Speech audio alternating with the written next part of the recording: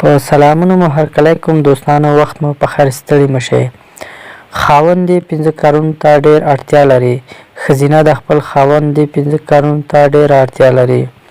د نارینه‌و ځینې کارونه په نجونو تر هغه هم ډېر ښه لګي چې دوی فکر کوي.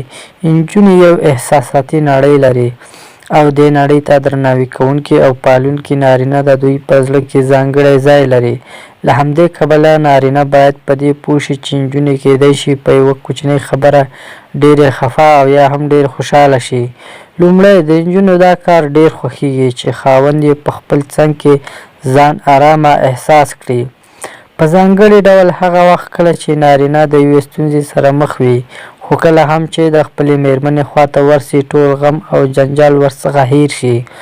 دوهمه، په دې موږ ټول پوهیږو چې انسان له خطا څخه خالي نه دی. موږ ټول خطاګانې او غلطي لرو، خو پوهیږو کله چې مېرمن غلطي وکړي او خاوند د پوهېدو سره ورباندې سترګې پټې کړي او د خپلې مېرمنې عیب ونه لټوي، دا ډول خاوند نو بیا د تل لپاره د خپلې مېرمنې په زړه کې ځای نیسي.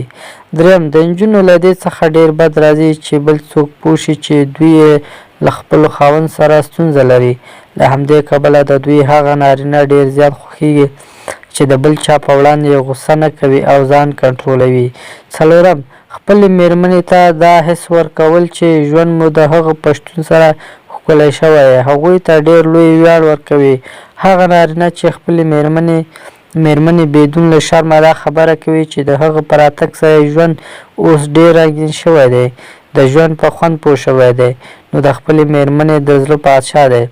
پنځم، په دې باندې پوه شو چې نجونې سیالي ډېره خوښوي، هېڅ وخت نه غواړي د بل چا څخه کمې راشي. له همدې کبله هېڅ وخت هغوی دې حالت ته مه پرېږدئ چې د دوی سواد اخیستل او جامې اخیستل تل بل هر څه ډېر خوښ وي. له همدې کبله د دوی کله نازول د دې سبب کیږي چې په خپل خاوند بېساره مینه شي.